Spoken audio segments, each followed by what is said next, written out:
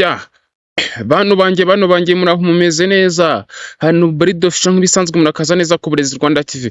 None aha rero mwibuke neza ubwashije twe twarebye ukuntu wa registeringa business online muri RDB, ariko kuri iyi nshuro tugiye kurebera hamwe noneho ese ni gute wafunga cyangwa se wafungisha tin number yawe kugira ngo udakomeza kwandikwaho imisoro cyangwa se guhagarikisha business wenda ukaba uzayikomeza nyuma, cyangwa se niba utazanayikomeza haba ari itegeko rya leta cyangwa se ari itegeko rya leta ryagutegetse guhagarika business, yaba ari nk'uwapfuye wenda yarafite business ko ushaka kwihagarikisha, yaba ari wowe ku giti cyawe ushaka guhagarikisha business yawe, uburenganzira n'ubwawe.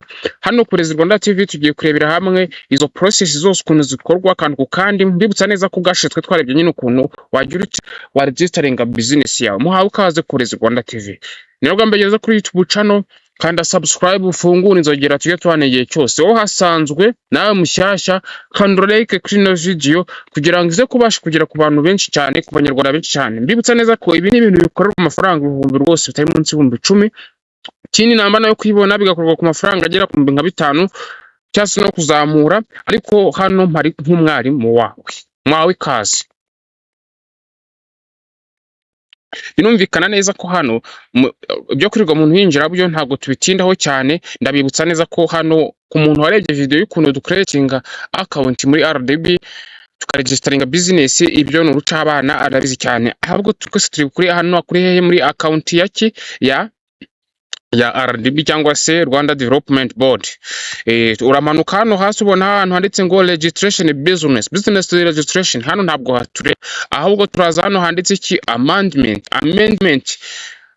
Urabonaho ngo amalgamation registration closing of business and what new branch transfer registration. Aho ushaka gutanga business yawe ukayiha umuntu noneho ntabari wowe uyifite ushaka nko kuyigurisha. Ibyo byose tubibona, ariko icyo twishakira ni iki closing business, guhagarikisha iki pin number yacu. Uhita uza hano handitse ngo closing of business ugakandaho. Umaze gukandaho bahita bakwereka tin number yawe n'ibiki byose. Wowe harabona hano haranditse ngo inactive, uhita wizera hano handitse ngo view details, ukaza hano handitse ngo view amendment certificate, view branches, closing company. Ahubwo uhita ukanda hano handitse ngo close company. Bimaze gukanda handitse close company, abantu bahita bakwereka ibintu bitatu.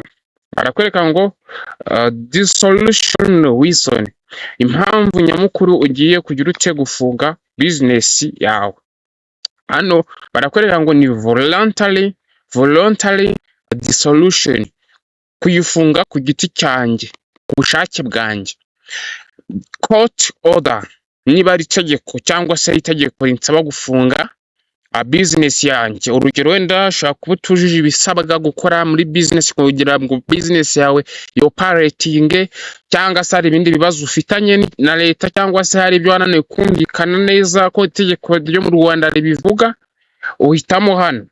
Niba ukatora urugero bisemo hano, noneho igihe umuntu yapfuye uhitamo hano. Umuntu ashaka ko yarapfuye ariko asanzwe afite business ko ushaka kwimwandukuzaho. Kaduhere nk'hano yarapfuye barakubwira ngo ushyiramo death certificate. Ubwo ni icyaha cyo gudekarara ku irembo, asigaye bakagira ute ugashyiramo death certificate. Noneho hano handitse ngo court order, ushyiramo court order certificate nyine cyangwa se icyemezo baguhaye ukayatachika. Noneho voluntary dissolution ushyiramo shareholder resolution. Shareholder resolution ni document wanditse wowe ku giti cyawe. Hagati abantu benshi bari gutera imbere kubera internet. None ubwo utegereje iki? Ku Burezi Rwanda TV tugufasha kwiga mudasobwa n'ikoranabuhanga rigezweho, gukora website yawe wakoresha mu kazi kawe, gufungura YouTube channel, TikTok, Ihemba n'izindi mbuga nkoranyambaga. Gusaba kwiga kuri buruse muri za kaminuza hano mu Rwanda, kwiga ku mutekano w'ikoranabuhanga, kumenya no gukoresha AI n'ibikoresho by'ikoranabuhanga. Intego yacu ni imwe, guteza imbere abanyarwanda bose binyuze mu ikoranabuhanga.